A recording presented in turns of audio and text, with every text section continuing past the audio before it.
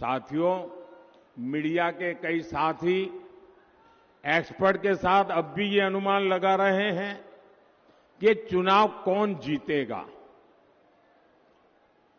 अब ना किसी ओपिनियन पोल की जरूरत है, ना किसी एग्जिट पोल की जरूरत है।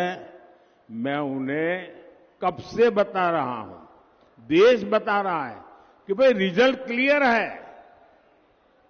मैंने तो पहले ही कहा था कि इनकी बड़ी ने मैंने पार्लियामेंट में कहा था, तब तो चुनाव को 2 महीने की 3 महीने की देर थी।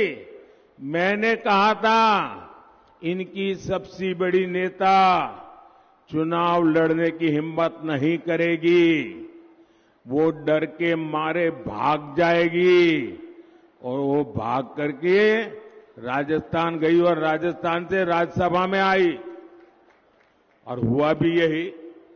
मैंने पहले ही बता दिया था कि शाहजादे वायनाड में हारने वाले हैं और हार के डर से जैसे ही वायनाड में मतदान समाप्त होगा वो दूसरी सीट खोजने लग जाएंगे और अब दूसरी सीट पर भी उनके सारे चेले चपाटे कह रहे थे अमेठी आएंगे अमेठी आएंगे, लेकिन अमेठी से भी इतना डर गए, इतने डर गए, वहां से भागकर अब रायबरेली में खोज रहे हैं रास्ता।